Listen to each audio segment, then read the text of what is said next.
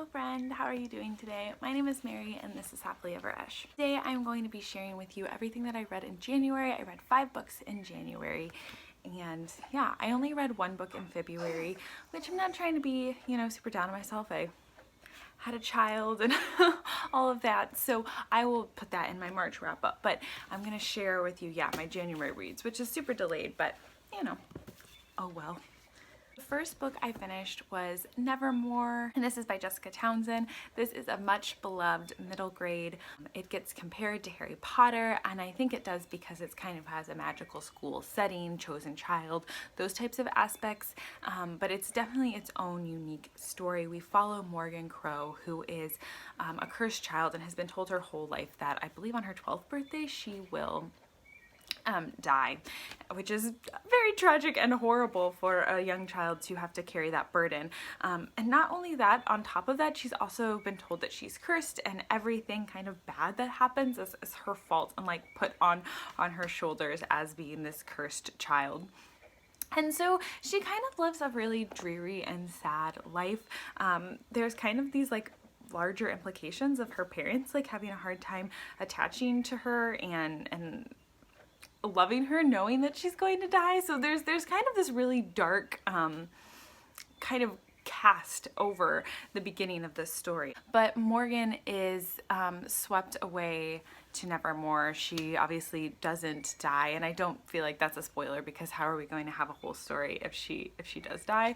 She's swept away to Nevermore, and the adventure kind of begins. She takes on this whole new magical life in this whole new magical world, and we get to meet so many different characters and different magical creatures, and we're just thrown into this world, and Morgan's just thrown into this world. There's kind of this air of mystery over the whole story, and it's just a lot of fun. I definitely see why it's compared to Harry Potter,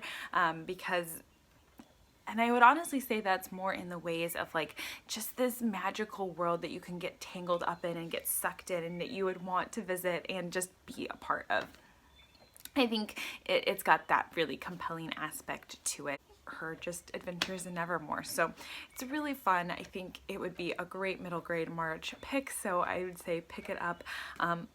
I gave it 4 or 5 stars, probably 4.5 stars on Goodreads, and so yeah, I really enjoyed it, and I'm looking forward to continuing to grow with Morgan and all of the other characters in Nevermore. Next book that I finished was a reread, and I listened mostly to it on audiobook, and that is A Tree Grows in Brooklyn by Betty Smith. This is one of my absolute favorite books. It's a modern classic, and it follows Francie Nolan, who is growing up in Brooklyn. She comes from a very poor family, and it's just a coming-of-age story. It's a very quiet novel. Not a lot happens, but it follows her through childhood to young adulthood, the joys and the sadnesses and everything in between. The writing is very simple but very beautiful, and I feel like she conveys emotion really well. There's also, I would say, kind of family stories in this. There's a lot of stories being told about her parents or her grandparents or her aunts, and I just love just the kind of picture of this family that you're getting. I love the parents in this and just the ways that they care for their children and want to give them a better life, and you see that through all the generations. Francie is just, I think especially for book lovers, is just such a compelling heroine because she loves to read. She goes to the library. There's a very famous line in them there's a very famous line in this that says the world was hers for the reading, and I just think that's like something you could like tattoo on your body as a reader. Yeah, so I picked up this beautiful copy at my used bookstore. My husband was like, "You have 2 copies of that." I'm like, "Yeah, because I love it and I needed this beautiful copy on my shelf too." And he kind of just rolls his eyes because he doesn't get it, but you get it, and that's why I'm here chatting with you. So I definitely think if you're into coming of age stories, if you like slower reads, character studies, and kind of just following a child's life, I think that you would enjoy this, but I think you need to go in knowing that it's not a super plot driven story. I think it almost kind of has a short story feel to it because there are these short little pieces of life that you're getting, and I think that's another reason that's really compelling to me. I like stories told like that. So I loved this, and I loved the reread, so it was a lot of fun. I also listened and read, I do that a lot, listen and read kind of interchangeably, Just Mercy, A Story of Justice and Redemption by Bryan Stevenson. This is nonfiction, and it follows Bryan Stevenson, who is a lawyer, and he's spent his life working towards prison reform, helping people who have unreasonably long sentences or who have been wrongly convicted, and that's what he spent his life doing, making justice for those. This is his personal story with that, with the different people he has helped over the years, as well as kind of a look into our broken judicial system, why the system is the way that it is. I don't know if this is a book you can say you would enjoy, because there's a lot of sadness, but there's also a lot of hope in this book, I was just so moved by Bryan Stevenson and his work and his heart for the people. I was exhausted just reading about all the time and energy he spent just giving of himself. I think that if you, it would be hard to read this and not be moved by his compassion and his heart for his work and for the people who are the victims of the system. So I want to read some quotes from this that I found especially beautiful and moving. This is one from his grandma, that he's saying his grandma says, "You can't understand most of the important things from a distance, Brian. You have to get close," she told me all the time.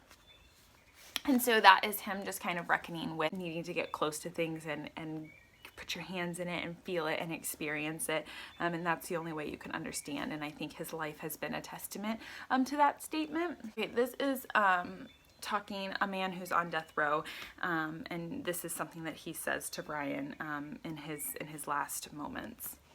"All day long, people have been asking me, 'What can I do to help you?'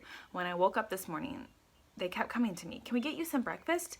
At midday, they came to me. 'Can we get you some lunch?' All day long. 'What can we do to help you?' This evening, 'What do you want for your meal? How can we help you? Do you need stamps for your letter? Do you want water? Do you want coffee? Can we get you the phone? How can we help you?" Herbert sighed and looked at me. "It's been so strange, Brian. More people have asked me what they can do to help me in the last 14 hours of my life than ever asked me in the years when I was coming up." He looked at me, and his face was twisted in confusion. I think as someone who works in the social work field, that really kind of hit home for me. So I can't cut myself off. So you're gonna get a lot of quotes from this.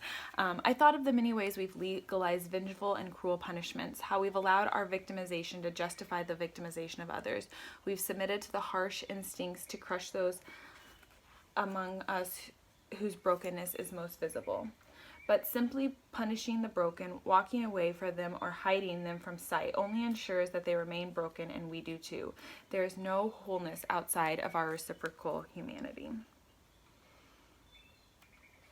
And then later on that same page, "When you experience mercy, you learn things that are hard to learn otherwise. You see things you can't otherwise see. You hear things you can't otherwise hear. You begin to recognize the humanity that resides in each of us." And so yeah, I love his comments on mercy and on what true justice is, and the need for rehabilitation and the need for actual mercy and grace. And it's beautiful. I could read you 10 more quotes that I love from this, but I'll stop there. But yeah, I definitely think social justice, prison reform, looking at different case studies of kind of our judicial failings would be interesting to you. I would definitely say pick this one up. It's wonderful.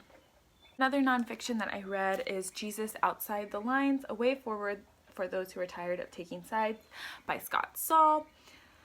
This is obviously a book about theology, or a Christian nonfiction read. It's, a book written from a person of faith's perspective. So I think you definitely would have to know that going in. But this book is all about kind of what it says on the tin, how our world wants to make things so black and white, and how a lot of times that's not the case. There's so much gray in our world. This is a call for listening, being open, and just sitting down with people and hearing them out, and not going in with an agenda every time you talk to someone, but just being willing to listen. This also kind of looks at Jesus and how he was the perfect example of that, and how he didn't make people feel isolated and alone, but the exact opposite, and was just the most welcoming, the most loving. It also talks a lot about how Jesus, the people that Jesus did criticize were the hyper religious, and those who thought that they were outside of the realm of needing grace and needing God. And yeah, it was just a really convicting read. I really enjoyed the beginning portions the most, because it kind of talks about politics and how we can disagree and still love one another, and still have compassion for one another, and still have convictions, and then that's good, and how differences within the body of Christ is positive and good. But then also just how to love people well, and how to, maybe not agree with people, but to still love them and have compassion for them, and to have relationships. And so I really appreciated this book, and I think if any of those things sounds compelling or interesting to you, that I would definitely check this out. I really appreciate Saul's writing and the way that he tackles some really difficult topics. So that was a good one for me as well. And then last but not least, I read, or maybe last and least, I read City of Thieves by David Benoff. This is historical fiction set in Russia, and kind of the plot is two young men, one who's in the army, one who is a 17-year-old boy who's kind of stayed in the city to do civilian fighting against Germany, have been arrested and are sent by the commander on a wild egg chase to find 12 eggs for his daughter's wedding. And this is an incredibly hard task, because the city's under siege and there is like no food. People are starving. I did enjoy reading from the Russian perspective. That's not a perspective in World War II fiction that I have read a lot about. I found the writing to be really crude, and the author's like fascination with like over sexualizing women, I just found to be like, roll my eyes. I was just kind of over it by the end, and I get it on some level. I think he was trying to make the point that, like, these men were trying to distract themselves, but I mean, it was just like every page I was kind of like, oh my gosh. And then also, like, these people are starving, like they have no food, and like I find it hard to believe that the one thing that would be tormenting them is just the overwhelming need to have sex. Like, I just found that kind of hard to believe. And also, like I said, like I get it, like one mention, that's fine, but every other page. So it was really, I couldn't connect with the characters, or even kind of feel sorry for them, because I'm just like rolling my eyes at their dialogue about women, and I felt like it was kind of crude and honestly a little bit offensive, if I'm gonna be completely honest. And so yeah, it was just, there were parts that I liked. I think if someone else had written the story, I maybe would have enjoyed it more. I also thought that it was going to be more of a heist and an adventure, and I think the way that the story is presented, that going on this hunt for these eggs, you kind of think that they're going to go on all these little adventures and find these hidden eggs all around the city, and that isn't what happened. And it's much darker and much bleaker, which again makes sense. I mean, these people are under siege, they're starving, but I just felt like what it was sold to me as really wasn't what it was like.